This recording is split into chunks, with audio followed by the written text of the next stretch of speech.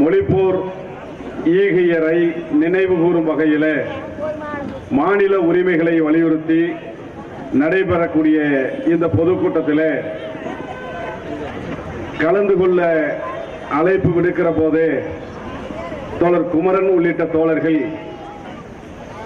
அண்ணன் கனியமுதன் அவர்களோ அண்ணன் ராஜீவ்காந்தி அவர்களோ ஒரு சிறந்த பேச்சாளர்கள், நீங்களும் ஒரு பேச்சாளராக இருக்கிற காரணத்தினால் ஒரே கோணத்தில் இந்த பொதுக்கூட்டம் நிறைவு அடையாமல்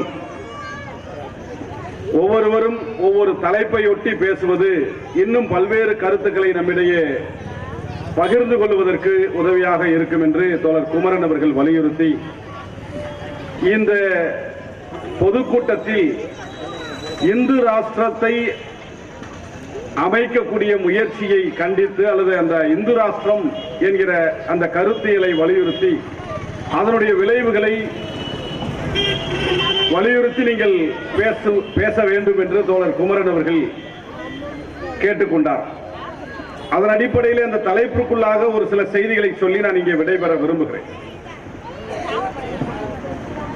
இந்த நாட்டை ஆண்டு கொண்டிருக்கிற பாரதிய ஜனதா கட்சி ஒரே நாடு ஒரே மொழி ஒரே தேர்தல் என்கிற அடிப்படையில் பல்வேறு நடவடிக்கைகளை மேற்கொண்டு இறுதியாக இந்த தேசத்தை இந்து தேசம் அல்லது இந்து ராஷ்டிரா என்கிற ஒரு நாடாக இதை மாற்றுவதற்கு தேவையான அத்துணை பணிகளையும் பாரதிய ஜனதா கட்சி மிக சிறப்பாக செய்து கொண்டிருக்கிறார்கள். இப்பொழுது பாரதிய ஜனதா கட்சியினுடைய இந்து ராஷ்டிரா என்கிற இந்த கனவு திட்டம் யாருடைய திட்டம்? யாருடைய கனவை பாரதிய ஜனதா கட்சி நடைமுறைப்படுத்தக்கூடிய அரசியல் இயக்கமாக செயல்பட்டுக் கொண்டிருக்கிறது என்பதை நாம் அடிப்படையிலே புரிந்து கொள்ள வேண்டும். அடிப்படையிலே இந்து ராஷ்டிரம் என்கிற கனவு பாரதிய ஜனதா கட்சியினுடைய மூல அமைப்பாக இருக்கக்கூடிய RSS இயக்கத்தினுடைய ஒரு கனவு திட்டம் தான் இந்து ராஷ்டிரா என்பது. இந்த இந்து ராஷ்டிரா கனவை நனவாக்குவதற்காக RSS இயக்கம் கடந்த 1925ஆம் ஆண்டு உருவாக்கப்பட்டது. ஏறத்தாழ இப்பொழுது 2025 100 ஆண்டுகள் கடந்திருக்கிறது. 1925ஆம் ஆண்டு RSS இயக்கம் உருவாக்குகிற போதே வரக்கூடிய 100 ஆண்டுகளில் இந்த தேசத்தை இந்து தேசமாக மாற்றி அமைக்க வேண்டும் என்கிற அடிப்படை புரிதலோடு அல்லது கொள்கை கோட்பாடோடு இந்த RSS இயக்கத்தை கட்டியமைத்தார்கள். ஏறத்தாழ அவர்கள் 25 தொடங்கி 100 ஆண்டுகளில் அவர்களுடைய கனவு திட்டமாக இருக்கிற இந்து ராஷ்டிராவை 100 விழுக்காடு முழுமையாக நடைமுறைப்படுத்த முடியவில்லை என்றாலும் ஏறத்தாழ அந்த இலக்கை நோக்கி அவர்கள் மிக தீவிரமாக செயல்பட்டுக் கொண்டிருக்கிறார்கள் என்பதை மறுக்க முடியாது. அப்படி என்று சொன்னால் RSS அந்த இயக்கத்துடைய கனவு திட்டமாக கொள்கையாக இருக்கிற இந்து ராஷ்டிரம் என்கிற ஒரு தேசம் அமைய பெற்றால் அந்த தேசம் யாருக்கான தேசமாக இருக்கும் என்பதை இங்கே அடிப்படையில் நாம் புரிந்து கொள்ள வேண்டும். ஏனென்றால் இங்கே பிஜேபியோ சங் பரிவார இயக்கங்களோ RSS உள்ளிட்ட இந்துத்துவ இயக்கங்களோ உலகத்திலே கிறிஸ்தவத்தை பரப்புகிற நாடு, கிறிஸ்தவ மதத்திற்கென்று ஒரு நாடு இருக்கிறது, இஸ்லாம் மதத்திற்கென்று ஒரு நாடு இருக்கிறது, புத்த மதத்திற்கென்று ஒரு நாடு இருக்கிறது. இந்தியாவிலே இந்துக்கள் பெரும்பான்மையாக இருக்கிறோமே, ஏன் இந்துக்களுக்கு ஒரு நாடு இருக்கக்கூடாது? எனவே இந்தியாவை இந்து நாடாக மாற்றுவதில் என்ன தவறு என்று பிஜேபி காரர்களோ RSS சங் பரிவார இயக்கங்களோ வீதி வீதியாக பேசுகிற போது ஒரு நியாயமான கருத்தை போல தெரியும். ஆமாம், எல்லா மதத்திற்கென்று ஒரு நாடு இருக்கிற போது இந்துக்களுக்கென்று ஒரு நாடு ஏன் இருக்கக்கூடாது என்று கேள்வி கேட்டால் அவர்களிடத்தில் நாம் திருப்பி கேட்க வேண்டிய கேள்வி, ஒருவேளை ஒருவேளை இந்தியா இந்து நாடாக மாறினால் எந்த இந்துவினுடைய நாடாக இது இருக்கும் என்று கேட்டால் அதற்கு பதில் கிடையாது. ஏனென்றால் யார் இந்து? இந்து என்பதற்கான வரையறை என்ன? கிறிஸ்தவத்தை ஏற்றுக்கொண்டவன் கிறிஸ்தவன், இஸ்லாத்தை ஏற்றுக்கொண்டவன் இஸ்லாமியன், பௌத்தத்தை ஏற்றுக்கொண்டவன் பௌத்தன். ஆனால் இந்து மதத்தை ஏற்றுக்கொண்டவன் இந்துவா? பௌத்தர்கள் எல்லாம் சமம், இஸ்லாமியர்கள் எல்லாம் சமம், சீக்கியர்கள் எல்லாம் சமம். அதை போல இந்துக்கள் எல்லாம் நாம் சமமாக இருக்கிறோமா?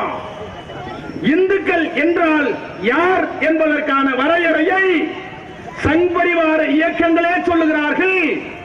யாரெல்லாம் கிறிஸ்தவர்கள் இல்லையோ, யாரெல்லாம் இஸ்லாமியர்கள் இல்லையோ, யாரெல்லாம் பௌத்தர்கள் இல்லையோ, யாரெல்லாம் சீக்கியர்கள் இல்லையோ, அவர்கள் எல்லாம் இந்துக்கள் என்றுதான் அவர்கள் வரையறுக்கிறார்களே ஒழிய இந்து மதத்தை அதற்கான ஒரு வரையறையை இதுவரையிலும் எந்த சங் பரிவார இயக்கங்களும் சொன்னது கிடையாது. ஏன் அவர்கள் சொல்ல மறுக்கிறார்கள் என்று சொன்னால் இந்து மதம் என்கின்ற ஒரு மதமே கிடையாது என்பதுதான் நிதர்சனமான உண்மை. இல்லாத மதத்தை முன்னிலைப்படுத்தி ஒரு நாட்டை எப்படி உருவாக்க முடியும்?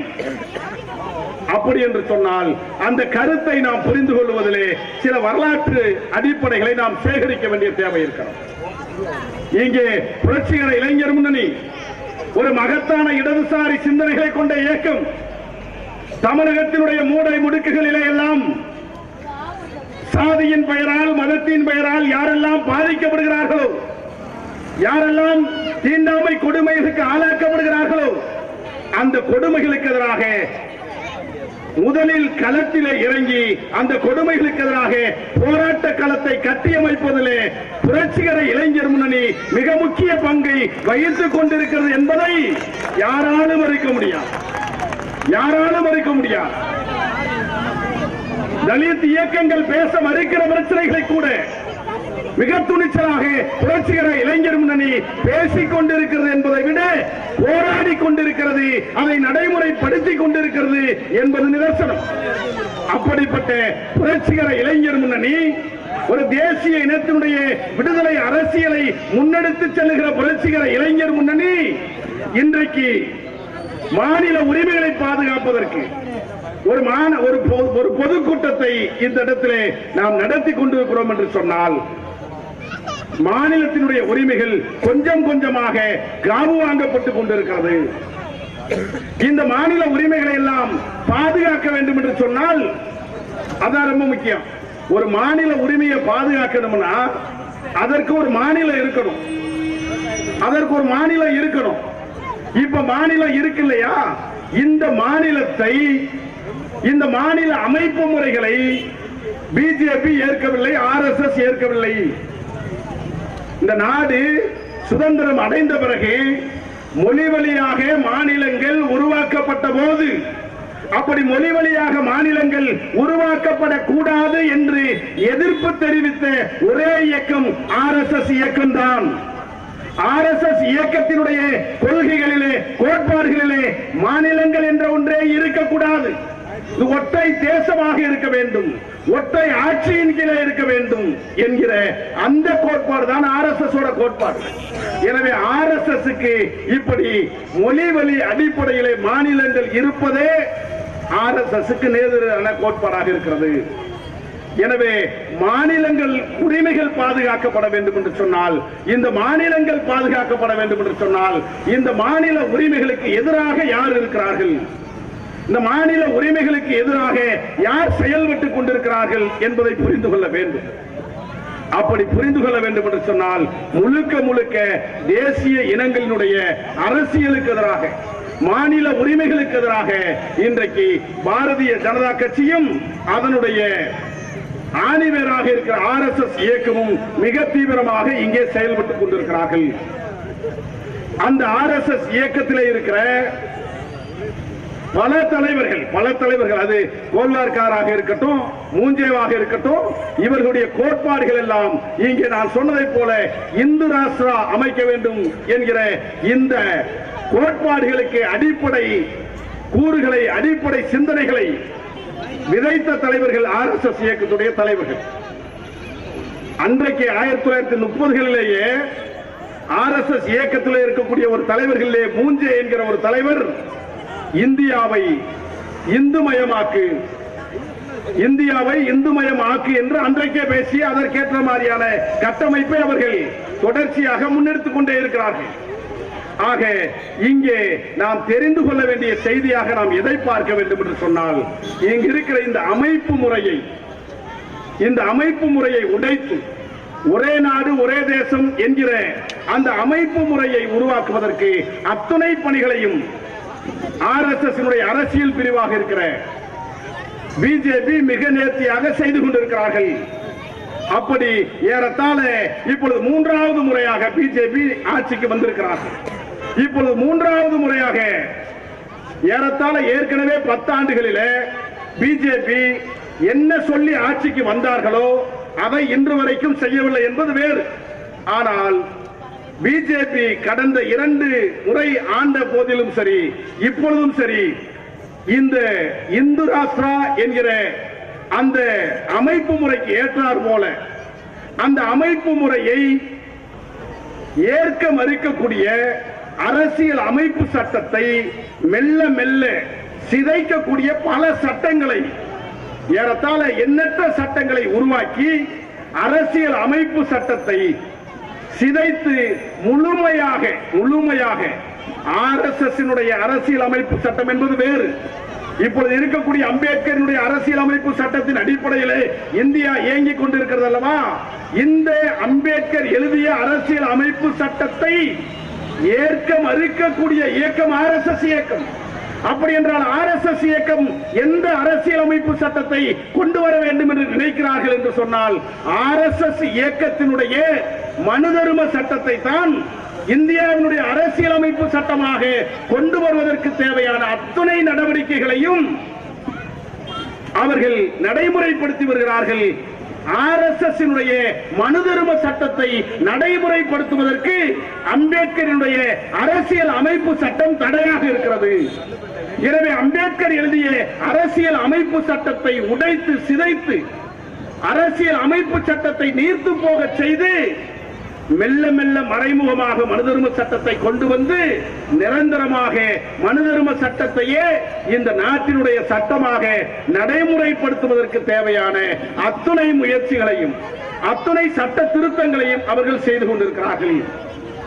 இந்த நிலை நீடித்தால் RSS கனவாக இருக்கிற இந்து ராஷ்டிரம் இந்த மண்ணிலே அமைய பெற்றால், இங்கே எனக்கு முன்னர் பேசினார்களே, அத்துணை முரண்பாடுகள் கொண்ட நாடாக இது இருக்கிறது.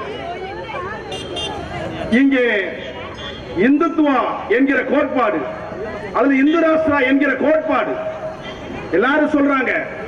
இன்னும் சொல்ல போனா ரொம்ப எளிமையா சொல்லணும்னா, ஒருவேளை இந்து ராஷ்டிரம் அமைய பெற்றால் பிஜேபி காரங்க சொல்றாங்கல்ல, RSS காரங்க சொல்றாங்க இல்லையா, நாங்கள் ராமன் ஆட்சியை அமைக்க போகிறோம், நாங்க ராம ஜென்ம பூமியாக இந்தியாவை மாற்ற போகிறோம், ராமரை கடவுளாக முன்னிறுத்தி ஒரு அரசியலை முன்னெடுத்து இன்றைக்கு இந்தியா முழுவதையும் ராமருடைய ஆட்சியின் கீழே கொண்டு வர வேண்டும் என்று அவர்கள் முயற்சிக்கிறார்களே, ஒருவேளை ராமருடைய ஆட்சி அல்லது அந்த இந்து மத ஆட்சி அல்லது இந்துத்துவ ஆட்சி இந்த மண்ணிலே நடைமுறைப்படுத்தப்பட்டால் ராமருடைய ஆட்சியே நமக்கு ஒரு சாட்சியாக இருக்கிறது. ராமருடைய ஆட்சி காலத்திலே இந்த மக்கள் எப்படி ஆளப்பட்டார்கள் என்பதற்கு ஒரு செய்தி உண்டு. ராமர் ஆளுகிற இந்த நாட்டில் இங்கு இருக்கக்கூடிய சூத்திரனாக பிறந்த சம்பூகன் ஒருவன் நேரடியாக இறைவனை வணங்கி வருகிறான். இந்த நேரடியாக இறைவனை வணங்குகிற உரிமை ஒரு சம்பூகனுக்கு கிடையாது, ஒரு சூத்திரனுக்கு கிடையாது. கடவுளை வணங்குகிற உரிமை பார்ப்பனர்களுக்கு மட்டுமே உண்டு. கடவுளை நேரடியாக வணங்குகிற உரிமை சூத்திரர்களுக்கு கிடையாது. ஆனால் சூத்திரர் சாதியில பிறந்த சம்பூகன் என்கின்ற ஒரு சூத்திரன் இறைவனை நேரடியாக வணங்கி கொண்டிருக்கிறான். இதை பார்ப்பனர்கள் ஏற்க மறுத்து ராமரிடத்திலே போய் முறையிடுகிறார்கள்.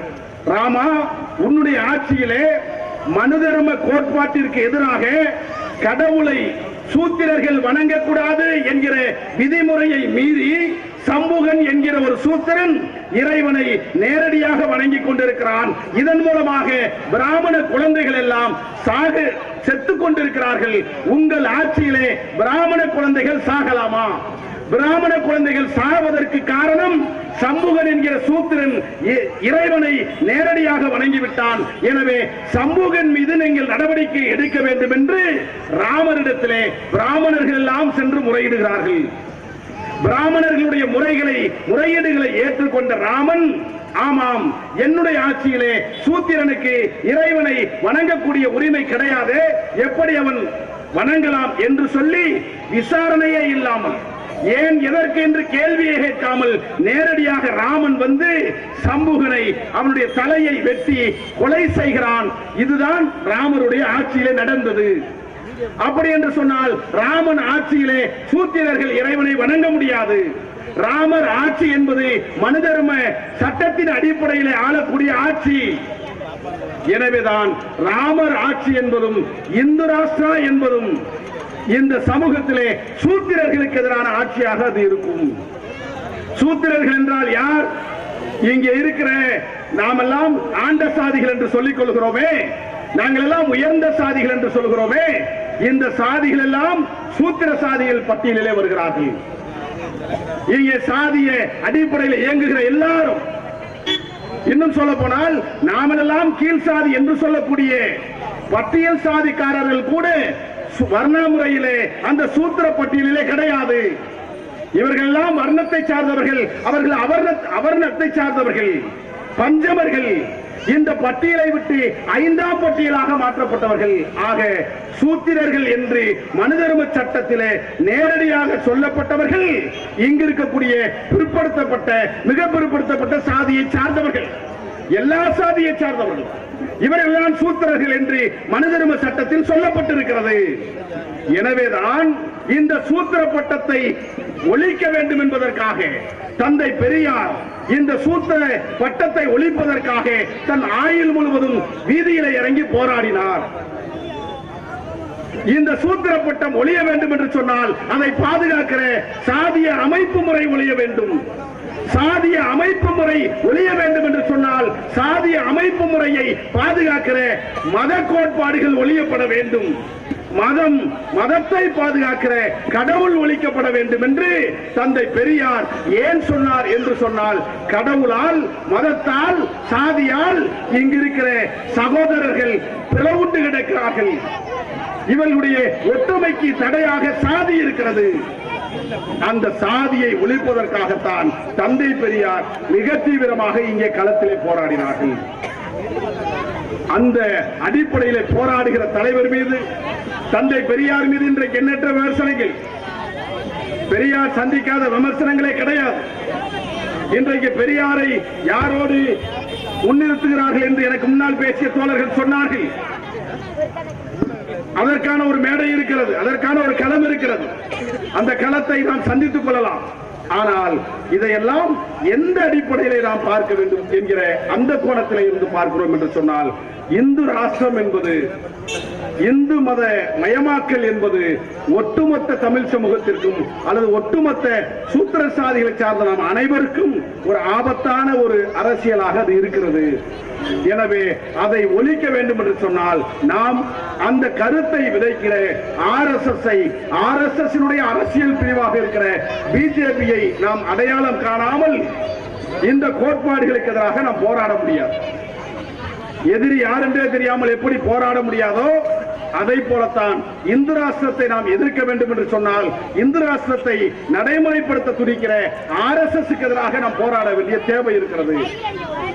அந்த RSS இயக்கத்துடைய வரலாறுகளை நாம் தெரிந்து கொள்ள வேண்டிய தேவை இருக்கிறது. முழுக்க முழுக்க இந்த தேசம் என்பது, நான் சொல்லிக்கொண்டே இருக்கலாம், RSS இந்த திட்டத்துக்கு ஏன் வர்றான்?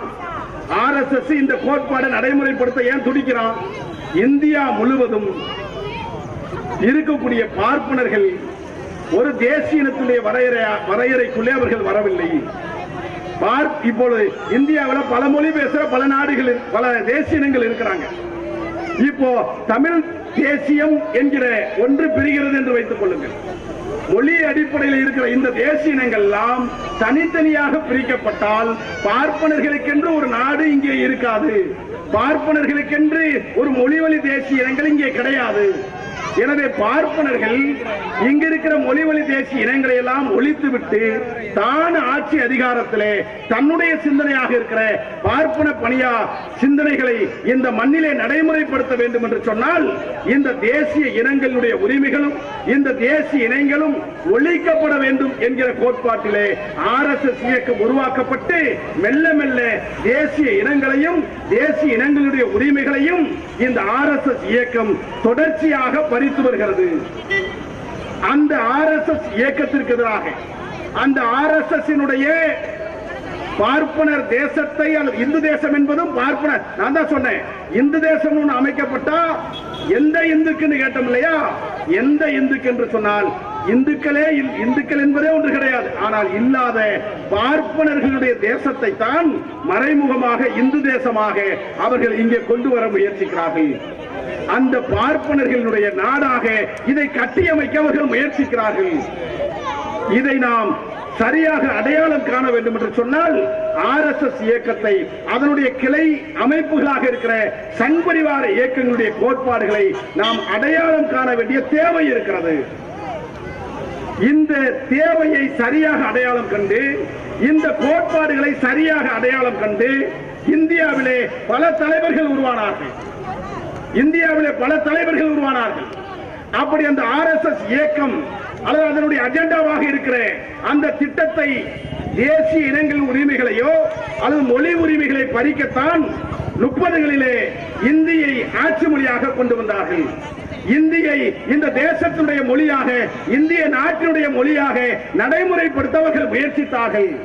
அப்போதுதான் இந்தியா என்பது இந்தி மொழியினுடைய ஆட்சி அதிகாரத்திற்குள்ளே இருக்க முடியாது. இந்தியாவிலே இந்தியர்கள் என்கின்ற ஒரு தேசிய இனம் கிடையவே கிடையாது. இந்தியா ஒரு நாடுதான், ஆனால் இந்தியா ஒரே நாடு கிடையாது. பல தேசிய இனங்களை உள்ளடக்கிய ஒன்றியங்களினுடைய கூடாரம் தான் இந்தியாவை ஒழிய இந்தியா ஒரு தேசிய இனத்தை சார்ந்தது அல்ல. இதை நடைமுறைப்படுத்த வேண்டும் என்று சொன்னால் இந்த இந்திய கட்டுப்பாட்டிற்குள்ளே அல்லது யூனிய பிரதேசத்திற்குள்ளாக இருக்கிற அந்தந்த தேசிய இனங்களுடைய உரிமைகள் பாதுகாக்கப்பட வேண்டும். இதை பறிக்கக்கூடிய வகையில தான், மொழி உரிமையை பறிக்கக்கூடிய வகையில தான் இந்தியை ஆட்சி மொழியாக கொண்டு வர முயற்சித்த போது இந்தி மொழிக்கு எதிராக இங்கே தமிழ் அறிஞர்கள் போராடினார்கள். இந்தி திணிப்பிற்கு எதிராக பல தலைவர்கள் போராடினார்கள். அப்படி போராடிய பல தலைவர்களுடைய தியாகங்களை போற்றத்தான் இன்றைக்கு புரட்சிகர இளைஞர் முன்னணி இந்த நினைவேந்தல் நிகழ்ச்சியை, வீரவணக்க நிகழ்ச்சியை இங்கே முன்னெடுத்துக் கொண்டிருந்தார். நாங்கள் எல்லாம் 2008ஆம் ஆண்டு நவம்பர் 26ஆம் நாள் மேதகு தலைவர் பிரபாகரன் அவருடைய பிறந்த நாள் அன்று ஒரு இயக்கத்தை நாங்கள் கட்டியமைத்தோம். தமிழ் புலிகள் என்கிற ஒரு இயக்கத்தை நாங்கள் உருவாக்கினோம். முழுக்க தமிழ் தேசிய இன உணர்வோடு தமிழ் மொழியை பாதுகாக்க, தமிழ் நாட்டினுடைய உரிமைகளை பாதுகாக்க, தமிழ் தேசிய இனத்துடைய அரசியலை மீட்டெடுக்க ஒரு இயக்கத்தை நாங்கள் கட்டியமைக்கப்பட்ட போது இந்த இயக்கத்திற்கென்று ஒரு கொடியை உருவாக்க வேண்டும் என்று நாங்கள் கருதினோம். அப்பொழுதுதான் நவம்பரிலே இயக்கத்தை உருவாக்கிய பிறகு ஒரே மாதத்தில் ஜனவரி மாதம் வந்தது. எங்க இருக்கிற திராவிட இயக்கங்கள், தமிழகத்தில் இருக்கிற பல அரசியல் இயக்கங்கள் எல்லாம் மொழிப்போர் நினைவு நாளை ஜனவரி 25ஆம் நாள் அவர்கள் அனுசரித்து வந்தார்கள். தமிழ் புலிகள் கட்சி ஒரு இயக்க கொடியை அடையாளம் கண்டு அறிமுகப்படுத்த வேண்டும் என்று நினைக்கிற போது மொழிப்போர் தியாகிகள் நாளிலே நாம் நம்முடைய கொடியை அடையாளப்படுத்த வேண்டும், அறிமுகப்படுத்த வேண்டும் என்று நாங்கள் அந்த மொழிப்போருடைய வரலாறுகளை புரட்டி பார்த்தோம். அப்பொழுதுதான் மொழிப்போர் பல கட்டங்களில் நடந்திருக்கிறது. அப்படி பல கட்டங்களில் நடந்த போது முதலாக மொழி போர் நடந்த போது அந்த மொழி போரிலே போராடிய தலைவர்கள் சிறைபிடிக்கப்பட்ட போது மொழி போரிலே சிறைபிடிக்கப்பட்ட தலைவர்கள் மொழிக்காக போராடிய தலைவர்களிலே ஒரு தலைவன் முதலாக மரணிக்கிறான். நடராசன் என்கிற தாழ்த்தப்பட்ட சாதியை சார்ந்த ஒருவன் அங்கே மொழி போர் வரலாற்றில் முதலாக சாகடிக்கப்படுகிறார் அல்லது இறக்கிறார். அந்த வரலாறுகளை புரட்டி பார்க்கிற போது மொழிப்போருடைய வரலாறுகளை நாங்கள் பார்க்கிறோம். மொழிப்போர் நாள் ஜனவரி 25 என்று கொண்டாடி கொண்டிருக்கிறார். நாம் யோசிக்கிறோம், மொழிப்போருக்காக முதலாக செத்தவர் நடராசன் என்கிற ஒரு தாழ்த்தப்பட்ட சாதிக்காரர் ஒருவேளை ஜனவரி 15ஆம் தேதி செத்திருக்கிறாரே, உயிர் பறிபோய் இருக்கிறதே, அந்த நடராச நினைவு நாள் அன்று ஏன் மொழி போர் நாளாக இந்த அரசு கடைபிடிக்க கூடாது என்கிற ஒரு ஆதங்கத்தில் என்கிற ஒரு கேள்வி எங்களுக்குள்ள எழுப்பப்பட்டு இந்த அரசு ஜனவரி 15 நடராஜன் இறந்த நாளை மொழிப்போர் நாளாக அனுசரிக்கிறதோ இல்லையோ, தமிழ் புலிகள் கட்சி மொழிப்போர் வரலாற்றை ஜனவரி 15ஆம் ஆண்டு தொடங்க வேண்டும் என்று ஜனவரி 15ஆம் நாள் நடராசன் நினைவு நாள் அன்று எங்கள் இயக்கத்தினுடைய கொடியை அடையாளப்படுத்தினோம். தலைவர் நெடுமாறன் அவர்களை வைத்து, அண்ணன் பசுபதி பாண்டியன் அவர்களை வைத்து. இதை ஏன் குறிப்பிடுகிறேன் என்று சொன்னால், தமிழ் புலிகள் கட்சி வருவதற்கு முன்பாக நடராசன் மரணித்தார், தாளமுத்து மரணித்தார். ஆனால் அடையாளப்படுத்தப்பட்டதெல்லாம் தாளமுத்து நடராசன் என்று சொல்லிக் கொண்டிருந்தார். அது ஒன்றும் தவறு கிடையாது, ரெண்டு பேருமே செத்திருக்கிறாங்க. தாளமுத்து நடராசன் என்று சொல்லப்பட்டு வந்தது. ஆனால் மடிந்ததிலே தாழ்த்தப்பட்ட சாதியை சார்ந்த நடராசன் முதலே செத்திருக்கிறாரே, ஏன் அந்த வரிசைப்படி நடராசன் தாளமுத்து என்று நீங்கள் சொல்லக்கூடாது என்று நடராசன் தாளமுத்து நடராசன் தாளமுத்து நடராசன் தாளமுத்து என்று திரும்ப திரும்ப ஒரு அரசியலை பதிக்கப்பட்ட பிறகு இன்றைக்கு மகிழ்ச்சியாக இருக்கிறது. அண்ணன் கனியமுதன் அவர்கள் பேசுகிற போது கூட நடராசன் தாளமுத்து என்று பேசுகிறார். இந்த பெருமை, இந்த வெற்றி தமிழ் புலிகள் கட்சிக்கு கிடைத்த வெற்றியாக நாங்கள் பார்க்கிறோம். தமிழ் புலிகள் கட்சி வருவதற்கு முன்பாக தாளமுத்து நடராசன் என்று பேசிக் கொண்டிருந்த இந்த தியாகிகளை நடராசன் தாளமுத்து என்று பேச வைத்த பெருமை தமிழ் புலிகள் கட்சிக்கு இருக்கிறது. இது ஏன் அவ்வளவு பெருமை என்றெல்லாம் ஒன்றில்லை. அந்த செத்ததிலே தாழ்த்தப்பட்டவன் என்கிற சாதியோடு அவனை நீங்கள் புறக்கணித்து விடக்கூடாது என்பதற்காகத்தான், அவனுடைய வரலாறுகளை மீட்டெடுக்க வேண்டும் என்பதற்காக ஜனவரி 15 நாங்கள் முன்னிறுத்த வேண்டிய தேவை இருக்கிறது. அப்படித்தான் மொழிப்போருக்காக மடிந்தவர்களை தமிழ் புலிகள் கட்சி நினைவு கூறுகிறது. ஜனவரி 15ஆம் தேதி இன்று வரையிலும் தமிழ் புலிகள் கட்சி ஜனவரி 15ஆம் நாளைத்தான் மொழிப்போர் நாளாக நாங்கள் அனுசரித்துக் கொண்டிருக்கிறோம். அதுல சில தவறுகளோ முன்னப்பின செய்திகளோ இருக்கலாம். அதற்காக 25 அனுசரிக்க கூடாது என்பது அல்ல. பல கட்ட தலைவர்கள் பல நேரங்களிலே பல நாட்களிலே மறைந்திருக்கிறார்கள். அனைவரையும் நினைவை போற்றக்கூடிய வகையிலே தான் இன்றைக்கு புரட்சிகர இளைஞர் முன்னணி இந்த நினைவேந்தல் கூட்டத்தை நடத்தி கொண்டிருக்கிறது. இந்த நினைவு நாளிலே மாநில உரிமைகள் என்கிற அந்த பட்டியலுக்குள்ளாக அந்த மாநில உரிமைகளை சிதைத்து, இன்னும் சொல்ல வேண்டும் என்று சொன்னால், மாநிலங்களே இல்லாத ஒரு நாடாக உருவாக்கக்கூடிய முயற்சிக்கக்கூடிய நடைமுறைகள் RSS சங் பரிவார இயக்கங்களால் மேலும் மேலும் கூர்திட்டப்பட்டுக் கொண்டிருக்கிறது. அந்த கூர்மையை நாம் மழுங்கடிக்க வேண்டும் என்று சொன்னால், அந்த கனவை நாம் முறியடிக்க வேண்டும் என்று சொன்னால், இது போன்ற மக்கள் மத்தியில் ஒரு பிரச்சாரங்கள் தேவைப்படுகிறது. இந்த களத்திலே மொழிக்காக மரணித்தவர்களை, தமிழுக்காக மடிந்தவர்களை, தமிழ்நாட்டுடைய உரிமைகளுக்காக போராடுகிறவர்களை எல்லாம் நாம் ஒருங்கிணைக்க வேண்டிய தேவை இருக்கிறது. அந்த களத்தை இன்றைக்கு சரியான நேரத்தில் புரட்சிகர இளைஞர் முன்னணி இதை முன்னெடுத்துக் கொண்டிருக்கிறது. இப்பொழுது நான் சொல்லுகிற செய்தியிலேயே நம் நாட்டினுடைய எதிரி யார், நம்முடைய நாட்டுக்கு எதிராக இருக்கக்கூடிய கருத்து எது என்பது இதற்குள்ளாக அடங்கியிருக்கிறது. நம் நாட்டினுடைய எதிரியாக, எதிர் அமைப்பாக RSS சங் பரிவார இயக்கங்கள் இருக்கிறது. அவர்கள் கருத்தாக இந்து ராஷ்டிரத்தை அமைக்க முயற்சிக்கிறார்கள். அந்த முயற்சியிலே இந்தியாவில் பல மாநிலங்களிலே அவர்கள் மெல்ல மெல்ல ஊடுருவி விட்டார்கள். தமிழகத்திலே அவர்களால் ஊடுருவ முடியவில்லை. இந்து ராஷ்டிரத்தை அமைப்பதற்கு தமிழ்நாடு தடையாக இருக்கிறது. தமிழ்நாட்டில் பிராமண ஒழிப்பு அல்லது பார்ப்பனிய எதிர்ப்பு மிக கடுமையாக இருக்கிறது. எனவே பார்ப்பனிய சித்தாந்தம் தமிழ்நாட்டில் எடுபடவில்லை. இந்தியாவில் பல மாநிலங்களிலே சங்பரிவார இயக்கங்கள் எளிமையாக கால் வைத்ததை போல தமிழ்நாட்டிலே கால் வைக்க முடியவில்லை. RSS இயக்கம் உருவாக்கப்பட்ட பிறகு 75 ஆண்டுகள் கழித்து RSS தலைவர்கள் எல்லாம் ஒரு ஆலோசனை கூட்டம் போடுகிறார்கள். அப்பொழுது அந்த RSS இயக்க தலைவர்கள் ஆலோசனை கூட்டத்திலே பேசுகிற போது ஒரு கருத்தை விவாதிக்கிறார்கள். நாம் இயக்கம் தொடங்கி 75 ஆண்டுகள் ஆகிவிட்டது. 75 ஆண்டுகளிலே இந்தியாவில் பல மாநிலங்களை நாம் கைப்பற்றி விட்டோமே, ஏன் தமிழ்நாட்டை கைப்பற்ற முடியவில்லை என்று அவர்கள் மீளாய்வு செய்கிற போது தமிழ்நாட்டில் தந்தை பெரியார் என்கிற கடப்பாறை இருக்கிறது. எனவே எங்களால் தமிழகத்தில் கால் பதிக்க முடியவில்லை என்று RSS ஆலோசனை கூட்டத்திலே பேசுகிறார்கள். எனவே பார்ப்பனிய சித்தாந்தம், RSS தத்துவம், மனு தர்ம சட்டம் தமிழ்நாட்டில் எடுபடாமல் இருப்பதற்கு காரணம் தந்தை பெரியார் என்பதை RSS காரர்களே பேசிக் கொண்டிருக்கிறார்கள். இப்பொழுதுதான் ஜெயலலிதா அவர்களுடைய மறைவுக்கு பிறகு தமிழகத்திலே கால் வைப்பதற்கான வாய்ப்பாக அவர்கள் இந்த சூழலை பயன்படுத்திக் கொள்கிறார்கள். எனவே ஜெயலலிதா அவர்கள் மறைந்த பிறகு RSS இயக்கம் கால் வைக்க வேண்டும் என்றால் தந்தை பெரியாரையும் திராவிடத்தையும் மிக மூர்க்கமாக எதிர்க்க வேண்டும் என்று அவர்கள் பல தலைவர்களை உருவாக்குகிறார்கள். ஏற்கனவே ஜெயலலிதா மறைவுக்கு முன்பாக கெச் ராஜா தந்தை பெரியாரை திராவிடத்தை எதிர்த்து பேசினார், எடுபடவில்லை. தமிழிசை சவுந்தரராஜன் எதிர்த்து பேசினார்கள், எடுபடவில்லை. அண்ணாமலை உருவாக்கப்பட்டார், எடுபடவில்லை. இறுதியிலே அவர்கள் நடிகர் ரஜினிகாந்தை உருவாக்க முயற்சித்தார்கள். ரஜினிகாந்தும் அதற்கு இசைவளிக்கவில்லை. இப்பொழுது மாறாக கெச் ராஜாவிற்கு பிறகு, தமிழிசை சவுந்தரராஜனுக்கு பிறகு, அண்ணாமலைக்கு பிறகு, ரஜினிகாந்துக்கு பிறகு இன்றைக்கு சீமானை களமிறக்கி இருக்கிறார்கள்.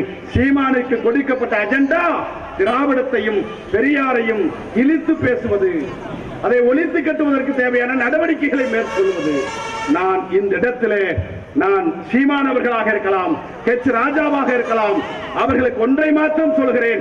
உண்மையிலேயே நீ சொல்வதைப் போல ஒரு நல்ல தகப்பனுக்கும் நல்ல தாய்க்கும் பிறந்து எவனாவது ஒருத்தன் இருந்தால் பெரியாரை தத்துவார்த்த ரீதியாக எதிர்கொள்ள தயார் என்று எவன் அழைத்தாலும் அந்த மேடைக்கு செல்ல நான் தயாராக இருக்கிறேன். நேருக்கு நேராக விவாதிக்க எவனாவது தயாராக இருக்கிறானா? திராவிடம் என்றால் என்ன, தமிழ் தேசியம் என்றால் என்ன விவாதிக்க சீமானே நீ கைதட்டி பேசுகிறாயே, நான் சொல்லுகிறேன் திராவிடம் என்றால் என்ன, தமிழ் தேசியம் என்றால் என்ன விவாதிக்க நான் தயார். சீமானே நீ தயாரா? பேட்டியில சொல்றேன், நான் ரெடி ரெடி ரெடி ரெடின்னு வீரலட்சுமி தங்கச்சி கூப்பிட்டு இருக்கு. வீரலட்சுமி தங்கச்சி வீட்டுக்காரர்கிட்ட சண்டைக்கு போக மாட்டேங்கிறாரு. கரையால ஒரு பக்கம் கூப்பிடுறாரு, அங்க போக மாட்டேங்கிறாரு. நான் ஒரு பக்கம் கூப்பிட்டு இருக்கிறேன், என்கிட்ட வர மாட்டேங்கிறாரு. எவெல்லாம் கூப்பிடுறானு அந்த பக்கம் அந்த ஒரு சுந்தர் படத்துல சொல்லுவானே, வாடா வாடா வீட்டுக்கு வாடா. வீட்டு ரோட்டுக்கு போனா அங்கதான் வீட்டுக்கு போயிடுறான், வீட்டுக்கு போனா அங்க இருந்து வெளியில போயிடுறான், அங்க போனா அங்கிட்ட வந்து அப்படியே போயிடுறான். கடைசி வரைக்கும் நேரடியாக விவாதிக்க தயாராக இல்லை. நான் கேட்க விரும்புவதெல்லாம் நேரடியாக விவாதிக்க கூட நீ வரமாட்டேன். இப்பொழுது நான் ஒன்றை கேட்கிறேன், எனக்கு பிரச்சனை கிடையாது, நான் வெளிப்படையாக சொல்லலாம். பல தலைவர்கள், கம்யூனிஸ்ட் தலைவர்கள் கூட்டணி குறித்து பல தலைவர்கள் பேசிக் கொண்டிருந்த போது முக்கியமான தலைவர் ஒருவர் சொன்னார், 5 ஆண்டுகளுக்கு முன்பாகவே சொன்னார். அப்பொழுது ஈரோடு இடைத்தேர்தலிலே சாதி குறித்து பேசுகிற போது ஒரு விவாதம் வந்தது. அப்போ ஒருத்தர் சொன்னாரு, சீமானை பத்தி பிரச்சனையே கிடையாது, சீமானை பத்தி பிரச்சனையே கிடையாது. ஏன்னா சீமான் என்ன பேசுறாருன்னு அவருக்கு தெரியும், பேசுறதெல்லாம் தப்புன்னு அவருக்கே தெரியும். அவரை எளிமையாக மடைமாற்றி விடலாம் அல்லது எளிமையாக அவரை முறியடித்து விடலாம். ஆனால் சீமானால் வளர்க்கப்பட்ட தம்பிகள் இருக்கிறார்களே, அவர்கள் தற்குறிகளாக சீமானால் வளர்க்கப்பட்டு வருகிறார்களே, அதை நினைத்துத்தான் நான் ஆதங்கப்படுகிறேன் என்று ஒரு தலைவர் சொன்னார். உண்மைதானே? உண்மைதானே? ஒரு தலைவனாகப்பட்டவர் எப்படி இருக்க வேண்டும்?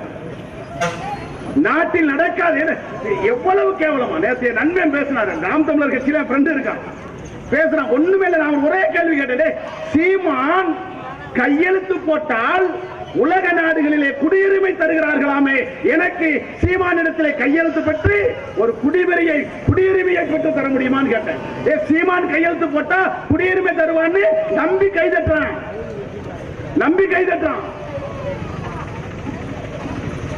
கச்சத்தீவை மீட்பதற்கு நெய்தல் படை கட்டி அமைக்கப்பட முடியும் நம்புறான், கைதட்டான். இப்படி நிறைய சொல்லலாம். எந்த விதமான அடிப்படை ஆதாரமும் இல்லாமல் பெரியார் சொல்லாத கருத்தை பெரியார் சொன்னதை போல அருவருக்கத்தக்க வகையில் பேசுகிற இந்த மாதிரியான தலைவர்களை எல்லாம் அடையாளம் காணுகிற போதுதான் RSS அஜெண்டாக்கள் தமிழ்நாட்டில் தடுக்க முடியும். எனவே ரஜினிகாந்துக்கு பிறகு உருவாக்கப்பட்ட சீமான் மட்டுமல்ல, கொம்பாதி கொம்பனாலும் பெரியாரை, இந்த பெரியாருடைய அரசியலை, திராவிட சித்தாந்தத்தை யாராலும் ஒழித்துவிட முடியாது என்பதைத்தான் இந்த கூட்டத்தின் வாயிலாக சொல்லிக்கொண்டு, மாநில உரிமைகள் பாதுகாக்கப்பட வேண்டும் என்று சொன்னால், தேசிய இனங்கள் பாதுகாக்கப்பட வேண்டும் என்று சொன்னால், இந்த இனங்களையும் மாநில உரிமைகளை பறிக்கக்கூடிய பிஜேபிக்கு எதிராக, RSSக்கு எதிராக இடதுசாரி இயக்கங்கள் எல்லாம் நாம் ஓர் அணியிலே திரள வேண்டிய தேவை இருக்கிறது. அந்த திரட்சியிலே தமிழ் புலிகள் கட்சி புரட்சிகர இளைஞர் முன்னணியோடு என்றைக்கும் துணை நிற்கும் என்று சொல்லி வாய்ப்பிற்கு நன்றி கூறி விடைபெறுகிறேன். நன்றி.